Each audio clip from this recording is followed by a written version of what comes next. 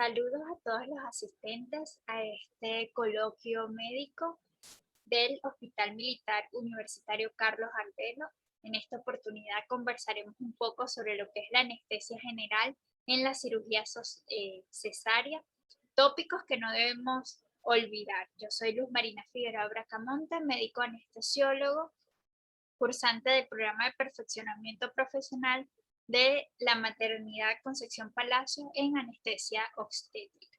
A manera de sumario, nosotros vamos a estar abordando algunos datos de interés epidemiológico, el recuento fisiológico y anatómico tanto materno, fetal y placentario, la priorización de casos que debemos hacer, la farmacología de los anestésicos generales, los protocolos de humanización del parto que debemos guardar, lo que van a ser los protocolos de manejo anestésico y por último algunas líneas de investigación actuales en la anestesia general que se emplea para la operación cesárea. Entonces, en forma de recuento epidemiológico podemos decir que la declaración de la Organización Mundial de la Salud realizada en 2015 en cuanto a la tasa de cesárea se establece entre un 10 y 15%. Sin embargo, cuando observamos este mapa mundi, vamos a darnos cuenta que la mayoría de los países en desarrollo o los países desarrollados, tales como Estados Unidos, China, Australia, Rusia, todos los países de Europa e inclusive los países de América del Sur tienen tasas o presentan tasas por encima del 20%. Cuando ubicamos las tasas de cesárea en Venezuela y sumamos los datos tanto públicos como privados, logramos un 52.4% de este tipo de intervenciones. Esto nos debe llamar la atención porque bien es sabido que el estándar de oro de la anestesia para la embarazada es la anestesia neuraxial. Sin embargo, todos sabemos que toda anestesia neuraxial puede convertirse en una anestesia general. Y también sabemos que existen condiciones puntuales que definen este tipo de anestesia, esta técnica anestésica, como la elección en casos particulares.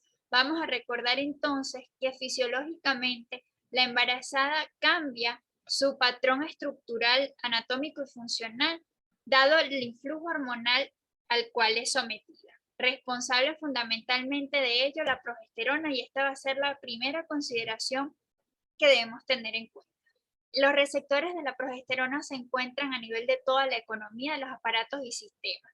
Entonces vamos a revisar cómo se fundamentan estos cambios, por ejemplo, a nivel del sistema respiratorio. Nosotros tenemos que el músculo liso bronquial aumenta su dilatación, que los centros respiratorios también se sensibilizan y esta sensibilización condiciona un aumento de la frecuencia respiratoria de la paciente gestante. Tenemos también que anatómicamente el ascenso del diafragma por el aumento del útero grávido condiciona una disminución de la capacidad residual funcional, lo que se traduce en periodos de apnea muy cortos que pueden ser tolerados por este tipo de pacientes.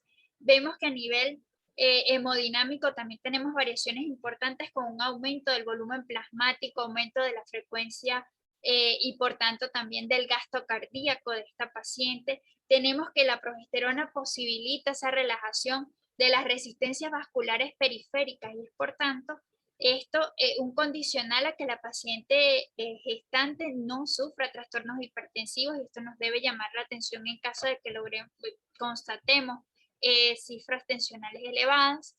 Tenemos también un estado de hipercoagulabilidad en esta paciente. Otra de las variaciones importantes, vamos a ver lo que van a ser la disminución de las proteínas plasmáticas y por tanto una mayor fracción libre de los anestésicos empleados que van a circular. Vamos a tener entonces la sensibilización de lo que van a ser todo el sistema nervioso, tanto central como periférico. Y esto viene dado porque la progesterona permite un incremento de la mielinización. Incluso estudios en pacientes con esclerosis múltiple tratados con progesterona la definen como una hormona neuroprotectora. ¿Okay? Esto posibilita también que la transmisión nerviosa sea, por supuesto, muchísimo más rápida. Entonces son factores que permiten que el anestesiólogo considere cuánto administrar y cómo administrar los anestésicos generales, ¿ok? En cuanto a lo que va a hacer la vía aérea, es importante puntualizar que toda paciente gestante va a ser considerada como una vía aérea difícil, ¿ok? ¿Y esto por qué? Porque ya vimos las dificultades que tenemos a nivel anatómico. Es importante recalcar que uno de los predictores, como lo es el Mallampati, modifica inclusive en el trabajo de parto y es algo que nos condiciona una vía aérea difícil, un abordaje complejo de la vía aérea y una dificultad de intubación de este tipo de pacientes. Entonces, el hecho de que tengamos una disminución de la capacidad residual funcional, de que tengamos mayor riesgo de epístasis, de que de por sí la intubación sea compleja, pues nos pone el punto de observancia en este tipo de técnicas anestésicas. Otro de los recuentos importantes o de las consideraciones que debemos tener es la fisiología de la placenta. Es un órgano dual, un órgano feto-maternal, con un componente materno, un componente fetal, que garantiza funciones de protección, funciones de respiración para ese nuevo ser, funciones nutricionales, pero también funciones de excreción de sustancias de desecho que produce ese feto y por supuesto almacenamiento y funciones hormonales.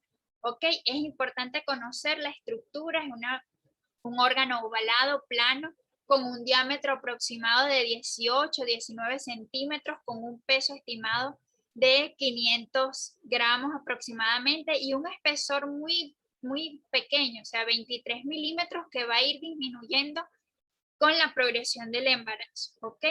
Esto nos va a permitir una amplia la formación de sinusoides en esta placenta nos va a permitir y las arterias espiraloideas una mayor superficie de intercambio. Se hablan de alrededor de 11 metros cuadrados de superficie de intercambio donde las vellosidades terminales de ellas nos van a nutrir 1.8 metros cuadrados de arterias arteriolas procedentes de lo que va a ser la circulación fetal, ¿ok? De las arterias cordónicas. Es importante conocer a este órgano porque su función de barrera viene dada fundamentalmente por dos aspectos y va a ser por la función de barrera de acuerdo al peso molecular de cada una de las sustancias y también de la liposolubilidad de esta. Se ha estudiado que alrededor de 600 Dalton, por encima de 600 Dalton, ya ella ejerce una función de barrera. Sin embargo, la mayoría de los anestésicos que nosotros estudiamos, administrados por cualquiera de las vías que conocemos, tienen unos pesos moleculares inferiores a 600, lo que nos hablan de una facilidad del paso y además varios de ellos son altamente liposolubles, lo que condiciona unas dobles características para facilitar el traspaso placentario hacia el feto. Cuando hablamos entonces de qué tenemos en el feto, cómo estudiamos el feto, no debemos olvidar que el feto está constituido por un 90% de agua corporal total. Este es un factor protector en cuanto a distribución de los anestésicos que administramos. Sin embargo, tenemos que tener en cuenta la circulación materno-fetal, donde estos cortocircuitos fetales van a permitir que la irrigación se sectorialice fundamentalmente el sistema nervioso central, ¿ok? Entonces, ¿qué pasa? Que ya vimos una placenta que permite el paso de la mayoría de los anestésicos, pero además una circulación fetal que lleva todos estos anestésicos directamente al cerebro y al sistema nervioso en pleno de ese bebé, aunado a la inmadurez fetal como tal, pues no nos es favorable a la hora de la metabolización de todos estos anestésicos. Y es por ello que la anestesia general condiciona generalmente estados de depresión neonatal y puntajes de ACAR mucho más bajos que los esperados en la anestesia neuroaxial. Como cuarta consideración tenemos la valoración materna, es decir, hay condiciones maternas que te determinan el administrar anestesia general. Dentro de ellas nos vamos a guiar por lo que va a ser un código de atención y un equipo de respuesta inmediata a la paciente obstétrica de acuerdo a si son emergencias o urgencias obstétricas, entendiendo la emergencia como todos aquellos eventos que deben ser resueltos en un periodo menor o no más de 15 minutos. ¿Y cuáles son esas condiciones que nos ponen en gravedad a la paciente y de una resolución inmediata? Pues las pacientes sépticas, las pacientes con trastornos hipertensivos del embarazo, como el caso de las eclampsias y las hemorragias, que condicionan inestabilidad hemodinámica, que condicionan dificultades importantes en lo que va a ser el aseguramiento de la estabilidad de esa paciente. Las urgencias obstétricas son acontecimientos o eventos que pueden ser resueltos en los primeros 30 a 60 minutos de diagnosticados, por tanto, permiten un mejor tratamiento y quizás la adecuación de anestesias neuroaxiales. Dentro de ellas, hemorragias escasas o moderadas, algunos signos de taquipnea, sin embargo, no llegan al distrés respiratorio, no hay afectación del intercambio gaseoso de forma importante, ni hay estados de shock evidentes. Cuando hablamos de las valoraciones fetales, tenemos también emergencias obstétricas de causa fetal que van a condicionar una pérdida del bienestar fetal. Van a hacer esto los desprendimientos prematuros de placenta normoinserta, las variabilidades de foco, las rupturas uterinas y, por supuesto, la procedencia del cordón como causa de sufrimiento fetal agudo. La urgencia obstétrica puede condicionarnos de causa fetal las macrosomías, las malformaciones fetales, las hidropesias fetales, pero siempre y cuando condicionen sufrimientos fetales y de acuerdo a ella la resolución. ¿Okay? Las presentaciones viciosas, los fetos múltiples, también son condicionales de resolución por vía quirúrgica y pues tener en cuenta que puede ser una anestesia general. Sin embargo, en la valoración materno-fetal debemos también tener en cuenta que hay pacientes que de por sí en el control prenatal se trabajan como pacientes candidatas a cesáreas electivas, ¿verdad? Pero también anestesias generales. ¿Por qué? ¿Por cuáles causas? Pues por rechazos a la técnica, por contraindicaciones de las técnicas neuroaxiales, por alergias a los anestésicos locales o por alguna patología materna que conlleve a la inestabilidad tanto hemodinámica como respiratoria transquirúrgica.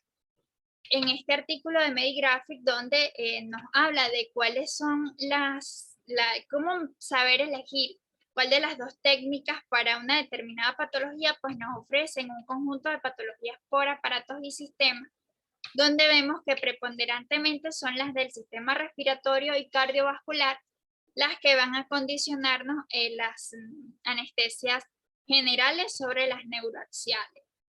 Las electivas de causa fetal también pudieran ser condicionales de anestesia general, pero en menor grado.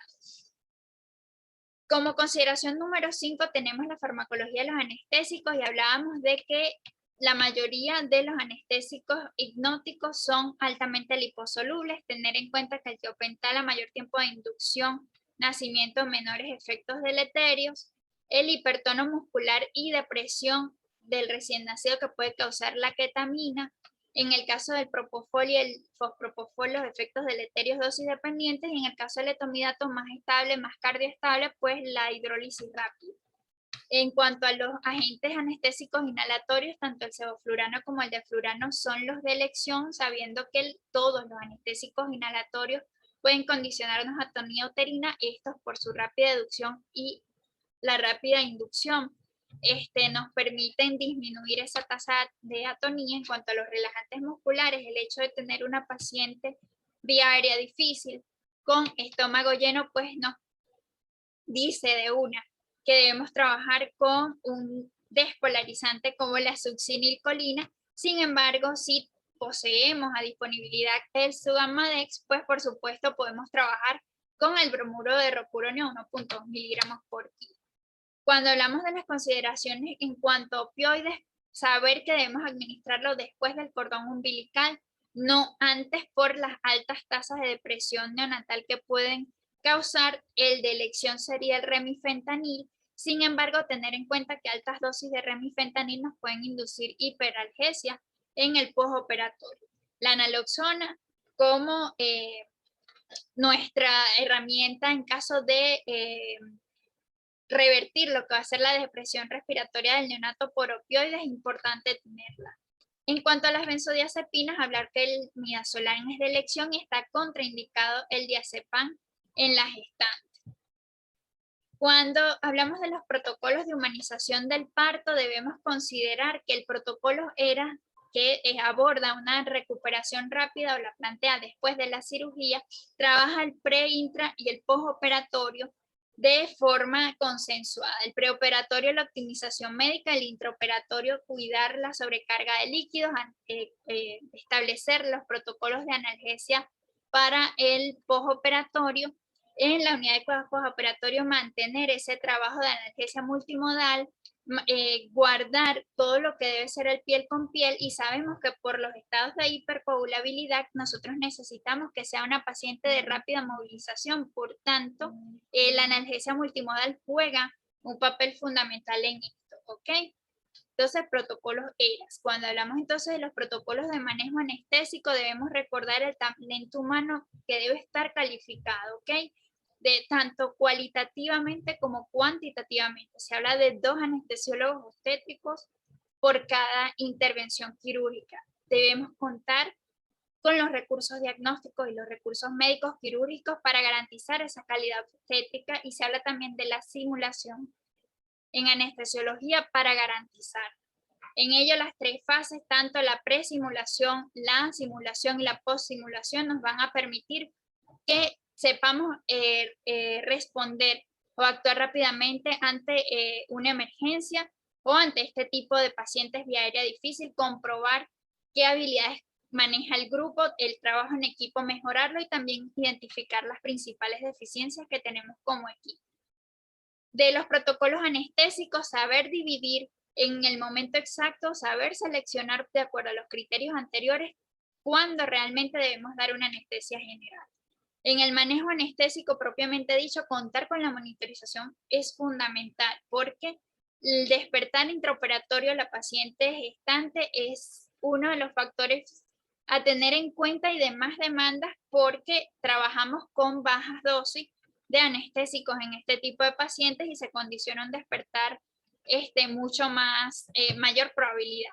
Tenemos importante, voy a hacer énfasis aquí en que sabemos que es una vía aérea difícil, preoxigenar a la paciente de ser posible con una oxigenación apneica a través de gafas nasales con un flujo de 5 a 15 mililitros por minuto. El inductor que hayamos electo, generalmente propofol, trabajar con succinilcolina o rocuronio, garantizar la intubación a través de la capnografía, el mantenimiento anestésico con los gases que ya sabemos, y la extubación, tenerla en cuenta con el tren de 4.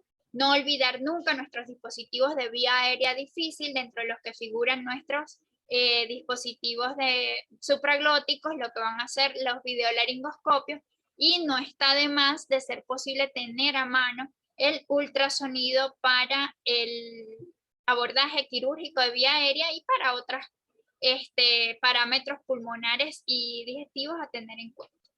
Ok, por último quiero decir que dentro de las líneas de investigación más recientes tenemos el despertar intraoperatorio en cesáreas con anestesia general, y lo que va a ser la anestesia general en infantes, cuáles van a ser estas consecuencias tanto neurobiológicas como neuropsicológicas en el desarrollo de los bebés que han nacido bajo esta técnica. Esperando haya sido de su agrado este conversatorio, y también esperando encontrarnos nuevamente, le doy las gracias.